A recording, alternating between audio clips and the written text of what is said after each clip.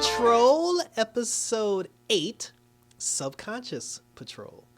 It's your boy Icon with some DC TV. And I want to give a shout out to Nightfall Protocol, who shed some light on what the hell is going on with the sister Donna. I appreciate your comment because, for the love of God, I was extremely confused and had questions. So in this episode 8, and you also let me know that we're getting 10 episodes, not 15, so 2 more episodes to go. Now, in our last episode, we left where the entire Doom Patrol basically got sucked into the fog, and now they're under the control of Dada. What ended up happening was each individual character was, well, now that the internal flagellation has begun, each individual character got basically swapped out. It took the flagellation, it pulled up everyone, it pulled up and it put every character into their deepest, darkest memory, the biggest memory that they hide in their subconscious. Maybe except for Jane. Jane's situation was a little different, but we'll get to hers in the end. So for, just going down the line here. So for Vic, it takes us back to a memory from when he was 10 years old. Both he and his father, they went into a toy store. And when they went into the toy store, Vic was searching the shelves looking for black superhero toys, and there weren't any. And when he couldn't find any, the white store owner thought he was like breaking the stuff or he was stealing, and then he ran up on Vic and he threatened to call the cops. And then, his dad came over and he was just like, "What's going on?" And then the guy was like, "Oh, your son's trying to steal." And then Vic was like, "I didn't steal anything." And then, his dad asked him, he was like, "What were you trying to do?" And then he was, and then because his dad said to him, he was like, "Listen, there's no time to be afraid, son. This isn't the time to be scared or be a coward. Tell me what was happening." And, he told him, he was like, he was just looking for black superhero toys. So then his dad found a doll. It was a black, like, army action hero character. And he gave him the action hero character, and he was like, take this instead. Like, the army guy will instill some strength into you, and it'll keep you going. The Dada bird showed up, and it swapped out Vic in exchange for the general that was the doll. Vic ended up going into the plastic case that the doll was in, and then the general ended up, he popped out into the real world, or he popped out into the Dada mist into the mansion. Larry was put in a memory to where it was him having a confrontation with his mom on his wedding day. And his mom basically knew he was gay. And she tried to talk him out of it. And then she was just like, "Oh, I tried to pray away the gay, honey. And I tried to do this. I tried to do that." And he really didn't do anything. He didn't say anything to his mom. Like, he didn't defend himself. His mom knew he was gay, but he basically, like, kept the charade going. So when our Larry, Negative Man Larry saw that memory, he got swapped out with the version of him that basically let his mom get away with dumping all over who he really was. And then that version of Larry got sent off, to where the soldier guy was in the real world. Now, Cliff was taken to a memory where he bumped into himself like outside of a strip club. And the funny thing about them coming in contact with their memories, they know it's them. Like, when Larry saw his self, like, he knew it was him. When Cliff saw himself, he knew it was him. And they were both shocked that each other was there. And, Cliff got confronted with, he got confronted with that. When Cliff went into he ended up going, because he told him, he was just like, his subconscious told him, he said, "Hey, you remember this day, don't you?" And then Cliff was like, "No." So he goes into the barn, and then he ends up seeing the strippers, he ends up seeing the partying, he saw the guy who banged his wife, and then Cliff just decided to indulge in that whole thing. Meanwhile, the actual people person version of himself got sucked up to the real world with everybody else. Jane's was a little different, because Jane was taken back to the underground, but instead of it being the underground, it was actually, what is it? They said, like, K's underground, like club or something like that. Basically, like, what happens is K is all grown up now, because the version of K that we know, K is a 7-year-old girl, and she lives in the underground, and she's protected by all these different personas. But now she's an adult. She's an adult who feels like she doesn't need the personas anymore. And because she feels that she doesn't need the personas anymore, she created a new world where, and this was weird to me because she's an adult now, and all the underground personas are now puppets. But when Puppet Jane showed up, and then she was like, "Where the fuck are we?" And then they said that we're in the underground, we're in K's subconscious. She's a full-grown, functioning adult now. So my whole thing is, if she's an adult adult, why are you puppets? Because that's not very adult. The puppets were basically there just to talk to her, and they didn't really do anything. The sheep puppet, that was saved, like the sheep puppet was there, and he was talkative, and he was conversating with anybody, and he flat out told them, he was like, yo, she's grown now, she don't need you no more. And then the Dada Bird came and took Kay off, and then brought Kay off to the real world. So now the actual versions of the Doom Patrol, they're stuck in these memories, and they have to relive these memories. They have to relive the most tragic aspects of their memories. The entire point of that was for them to basically have some sort of breakthrough. The subconscious personas, they got brought off to the real world or in the mist, and they were confronted by Rita. And Rita had said to them, she said that your actual selves are reliving the most tragic moments of your life. They're reliving the moments that I pulled you from. And she said that they're going to be trapped in there unless they have like a true breakthrough. But then Rita said that I want you four to come with me because I have to take down Madame Rouge once and for all and get revenge, like for my dead boyfriend or whatever. So she convinces the four of them, like the four personas to come, the four memory personas to go with her. They end up going to the place where the mist is. And when they're about to go into the mist, the four of them basically get cold feet and they run and they leave Rita alone. Rita's just like, at that point, Rita was just like, listen, I'm not going to try to convince y'all. If y'all want to bounce, y'all can bounce. But then Rita herself, she went on ahead into the mist to go confront Madame Rouge. The four personas go back to the mansion and they build like a fort for themselves and they hide in the fort. And their whole thing is, the four of them are the versions of them that keep reliving the most traumatic moments of their human personas' lives, but they don't want to talk about it. They don't want to have a conversation about it. They don't want to relive those moments. And, like Cliff, like the actual Cliff Steele, he even said, he was just like, yo, fuck airing out our shit. We ain't gonna do that. So they all just stayed there, hiding from like their deepest, darkest moments and their pain. So now back in the trauma wheel, Cliff was the first person that actually broke out of the cycle because he just said to hell with it and he just started enjoying the moment. He was dancing, he was partying, he was drinking, and he ended up getting a stripper. A stripper ran up on him. And in that moment, we found out what his darkest trauma was because when the stripper was on his lap and she was dancing and he was getting the lap dance, the stripper had said to him, she was like, yo, she's like, can I tell you a secret? And then he was like, go ahead, baby. He was like, tell me whatever you want. She said to him, she said, the Camaro that you rolled up in that's parked outside in the parking lot, there's a 7-year-old girl that's sitting in the back seat.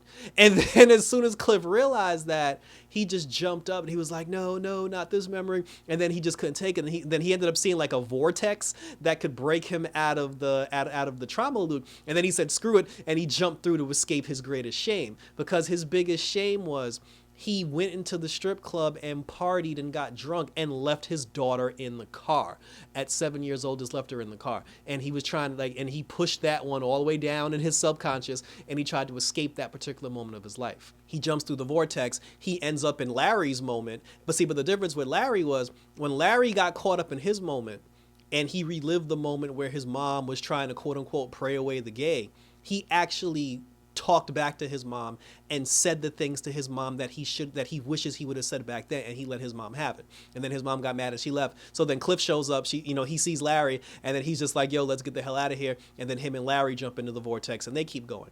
When they pass through, they end up seeing Vic. Vic was trapped on the toy box. He was trapped in the toy plastic, and then the kid version of Vic was just sitting there looking all dejected and depressed. They pick up the toy and they tell Vic, they're like, yo, let's get the hell out of here. And then Vic was like, wait a minute. He gave Cliff like one of the rock pebbles that his mom would always put under the tree when she does her hiking, and he said, leave that in the window next to the 10-year-old version of me. And then the three of them bounce. Jane and the gang, they're sitting here, they're having a conversation with the puppet lamb, because Kay had actually got taken off to the real world. So when when they're all talking to the puppet, the lamb puppet flat out said, he's like, Kay's a grown adult now, so she doesn't need you. She doesn't need you personas anymore. You guys are obsolete and you all are dead. And then the personas all got mad and they basically killed the sheep and like tore him limb from limb. And then everybody was like, oh, what are we going to do? Kay doesn't need us. And then Cliff and the gang busted through the wall like the Kool-Aid man. And then they took Jane off to the real world because they were just like, yo, we're going to go fix this shit. But this was very interesting because the other personas started freaking out. And then one specifically, she was like, oh, there goes Jane again, running away while the rest of us have to stay here and clean up the mess. And then like the psychiatrist, she was like, no, she's like, we'll never do this again. Never again will we clean up the mess. And I was just like, and what does that mean? Like, that was very sinister. And she never actually gave an explanation, even towards the end, but we'll get to that. Like, I'm still kind of like, what happened? So then like the 4 actual versions, they make their way, they make their way back to the real world, and they confront their trauma cells. They confront all their trauma cells. They're all sitting in a room together. They're all sitting in like that tent thing that they built. And because Larry actually did what he was supposed to do, because the whole point was each one of them was supposed to come face to face and actually like confront their trauma. And Larry went first because he already did it. He told his trauma self that he met his mom. He was like, yo, I saw mom on our wedding day. And he was like, yo, I told her, what I should have told her back then. And then like the persona, he was just like, oh, so you're trying to blame that on me? And then he was just like, no, but he said, because it's funny for him to say that, because it's like, I am you. It's like, it's not Larry saying it's your fault, persona guy. You should have told mom this back then. If anything, he's saying I'm mad at myself because I should have told that to mom back then, but I said it to her now. And then his trauma persona told him, he said that, yeah, but but the big issue is that day was the day that you stopped, like loving yourself, like you stopped loving, period. He said that that's why you're comfortable wearing the bandages, because you don't want to be loved. You're afraid to be loved, and love scares you, but you have to let love in, even if it's one step at a time. And then he was just like, listen, I'm your trauma persona. I have to relive that trauma moment over and over and over again. I need you to go out into the world and learn how to love again to make what I'm going through worth it. And then after that, the two of them held hands, and they're just like, yo, I got you, bro. And then the Dada Bird showed up because Larry had his breakthrough, and his trauma persona disappeared, went back into his consciousness, and Larry was actually okay. Cliff saw that, not the robot Cliff, but the person Cliff saw that.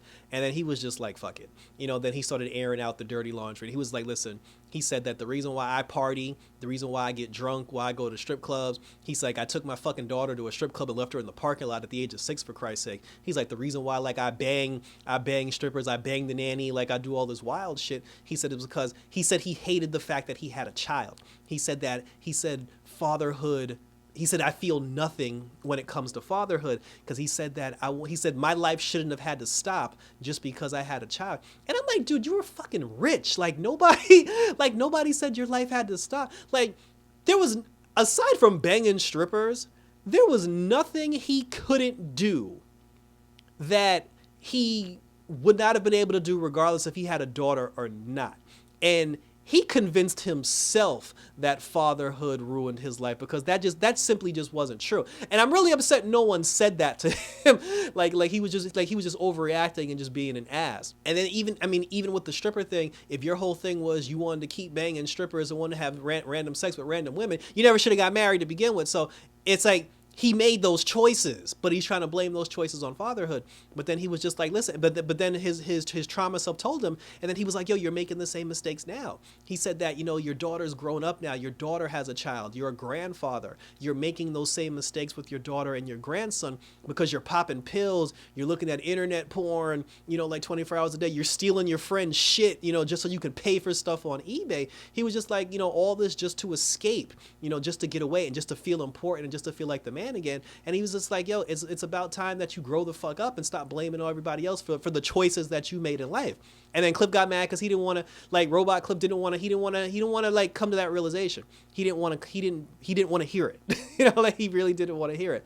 But then, because his trauma self told him how it was, and Cliff had to actually come to terms with his choices and his mistakes and come to terms with what he did, the Dada Bird showed up and was like, well, that's good enough for me, because Robot Cliff didn't have to admit it. The point was he heard it, and his trauma self told him, about himself and put his ass on display in front of everybody because everybody heard his trauma. Like, even Kay said, she was like, you left your daughter in the car. So now he has to live with that. And then the Dada Bird was like, well, you passed the test, and it sent Trauma Cliff, back inside of like regular Cliff.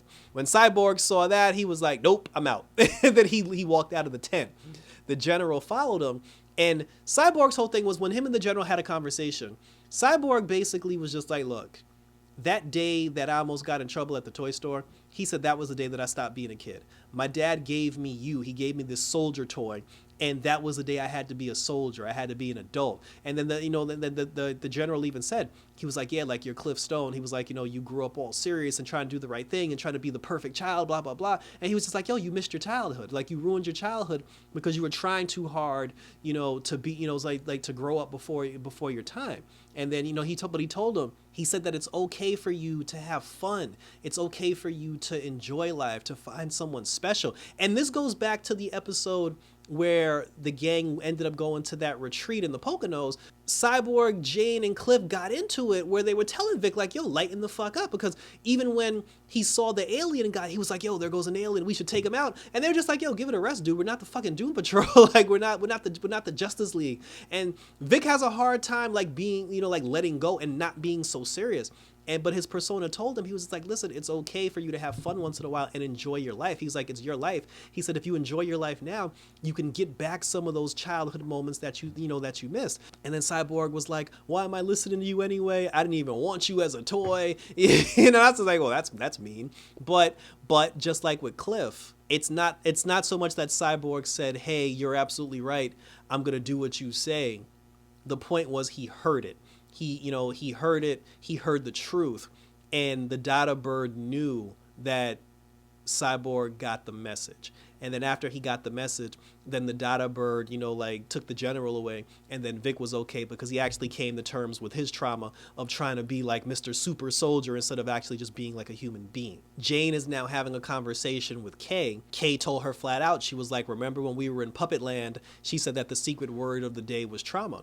And she told Jane, she was like, you're my trauma. She said, you're everything that's wrong with me. You're everything that I hate about myself. She was like, listen, I want to be on my own. I want to be an adult. And I don't need you anymore. And then, Jane was just like, you really don't need us anymore? And then Kay flat out said, she was like, yo, I want you to die.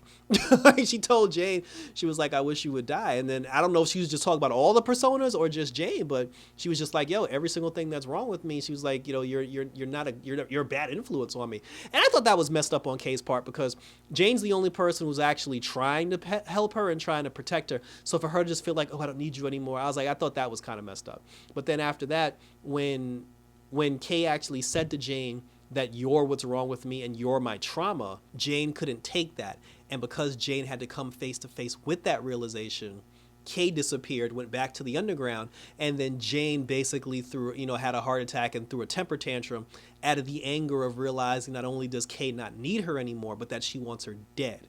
And then after she got over her tantrum, the four of them, after they dealt with their shit, they were just like, well, what happens now? But we forget when all of them got sucked into the internal flagellation, they were all actually in the middle of doing something when that happened. So they all got taken, now that they've had their realizations, they've all got taken back to the places that they were before their flagellation happened. Cliff got taken back to his daughter's garage, and his daughter caught him on the internet with the porn and all the other stuff. And then she told him, she was just like, Dad, this isn't working out anymore. And, he paused and he was just like, yeah, you're right. It's not working out. And I wish in that moment we would have had a scene where Cliff actually told his daughter about the Parkinson's, because it wouldn't have made everything better, but that's something that he's trying to hide too. And if he comes clean before the season's over, fine, but it would have been nice to see him have that talk with her in that moment. Larry ended up going back to the forest because that alien thing that came out of his body, he tried to get rid of it and leave it in the forest. But because he's trying to love again, he went back to go save it, rescue it, and bring it back to the house. That thing will save the day in the season finale. Watch, it's going to grow into a cocoon or some butterfly or something. Jane went back to the underground to talk to Kay. And then she was like, look, things were said. But now that I know how you feel, she said, we can work on this. We can work this out together. It doesn't have to be a situation where you kill everybody. But then Kay was just like, hey, and then she looked around, and then Jane was like, where are the other personas? And then Kay was like, hey, she's gone. They're gone. Everybody's gone. And I'm like, did they leave on their own, or did Kay get rid of them? Because the therapist whole thing was, she was like, this will never happen again. I'm like, did they go on mutiny? Did they go on strike, or did Kay really get rid of them? So now Jane has to come face to face with the fact that Kay's possibly wiping them out one by one. So we'll see what happens with that. I'm actually interested to see what's going on with that, because it's unclear who was the person that actually got rid of all the other personas. And then Cyborg was the most interesting to me because I forgot he was on the operating table because he was trying to get the surgery to put like the plastic over his body to cover up the metal, whatever. And when he woke up, his dad was there. And when Vic got off the table, all the cybernetics were gone and he was back to normal. But the way they did it, it was like, I guess like the actor, that was his actual body. But the way they did it, they like glistened him to make it seem like he had like because of the surgery, he had plastic over him. He had like skin texture plastic, whatever skin they use, texturized skin. I forgot the name they used it, but it looked like, and to make it seem like they made it look like he actually had surgery. And he now has to come to terms with the fact that he's no longer Cyborg, you know. But the way they did, well, the doctor did say she has to remove all the cybernetic parts. So I don't know, we'll see. I don't know if they remove the cybernetic parts or do they just put like the plastic, like the skin plastic over the cyber, because obviously I don't know how buff this dude is in real life, but the way he looked when he was on the table, he didn't look like somebody who just has a normal body. It looked like they built his synthetic skin. That's the word I was looking for. It looked like they put like the way he was built, it looked like they put the synthetic skin over his metal parts. Because, but I mean, more on that to come, I guess, in the next couple of episodes. And he now has to deal with that. Like, he has to live with that because, like his mom told him, you know, she was like, you know, because like Ronnie told him, she said, if you go normal again, you can't help people as Cyborg, and you're gonna have to live with that. So now each individual member, but Larry's the only person that seems like he's okay though. So I guess whatever happens, Larry's gonna be the one to reel everybody in because Larry's the only person. Larry actually did his job. Like everybody else came out of their situation still scarred to an extent, but Larry's the only person who actually handled his situation like an adult. Like I said, but we'll see what happens. So we're then taken to a scene back in 1949. Where Rita, well, it showed Madame Rouge, I guess, after she left the Bureau of Bureaucracy or whatever, and it shows a scene where she joins the Brotherhood of Evil. And they had the conversation where she was on her interview with the Brain and with Malik, the monkey, and the monkey was the one who actually gave her the name Madame Rouge. And I'm gonna be honest with you, the Brotherhood of Evil is the one thing about this season I'm not liking.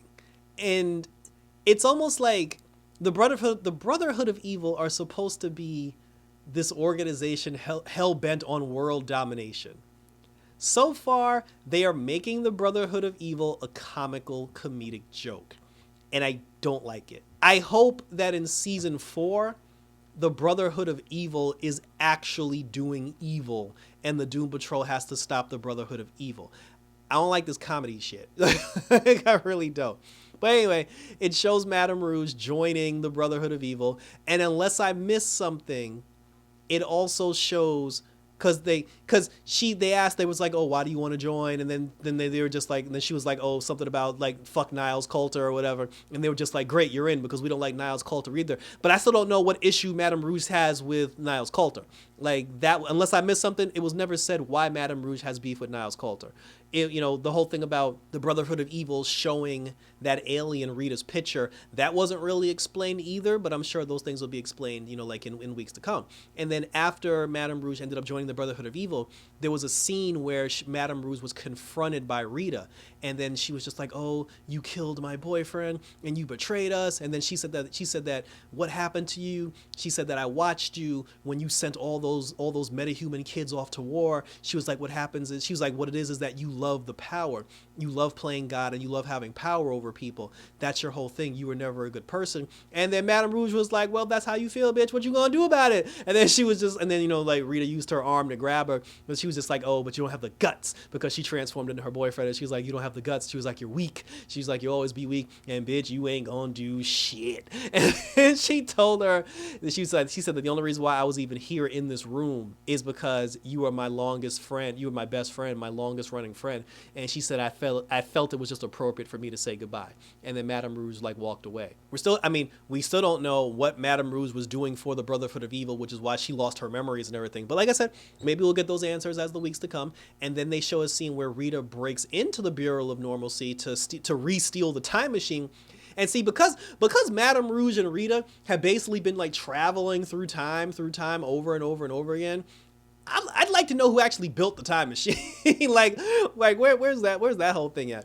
But Rita goes into the time machine, and then I guess that was the moment she decided to come back to the present to plot her revenge with the Sisterhood of Dada in order to get Madame Rouge. So what happens is, as she goes into the machine, the narrator starts talking, and then Rita can hear the narrator, and then the narrator's like, oh, Rita Farr heroically goes back into the time machine to follow Madame Rouge all over the earth. And then she was like, you damn right I am. And I'm like, okay, so now we can hear him. But what he said was, now that she's going back in the time machine, instead of her losing her memories, she's actually getting back the memories that she lost the first time. So now she has two lives. She has the life of when she was Rita Farr, actress extraordinaire. She has her Doom Patrol life, and then she has her Sister of Dada life.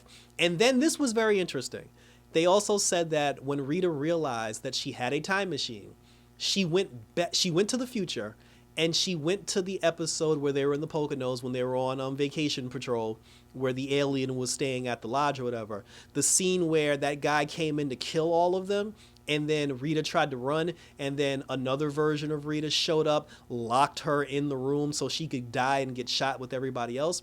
I thought that was Madame Rouge. That actually was Rita herself. They said that she went back to the present to trap herself in that moment to keep the cycle going, so she can experience love with her boyfriend. Because if she doesn't trap Rita in that room to get shot, she won't meet her boyfriend in the afterlife when he had like the goo mask on when he saved her, and then she won't want to go back in time to finally meet him to fall in love. So she did it to keep the cycle going, which I thought was very cool. She continues to go into the future, and then we don't get to see what happens after that. It then takes us to the scene where, after the trauma personas left, Rita continued to walk through the mist.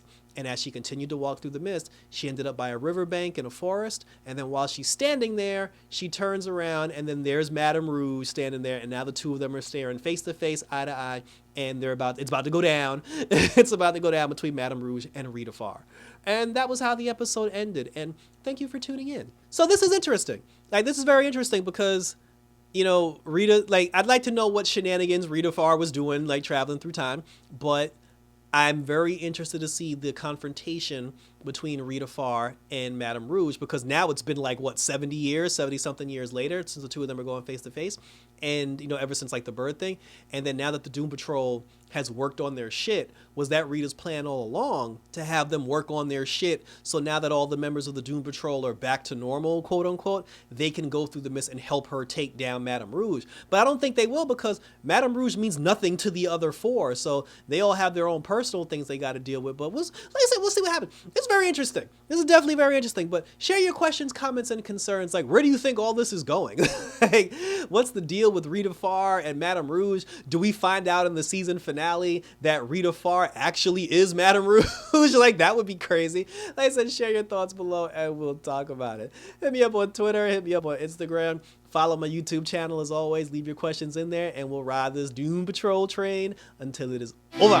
So thank you for tuning in, guys. So until next time, for some more Doom Patrol action, protect your subconscious. And until next time, I'm out this.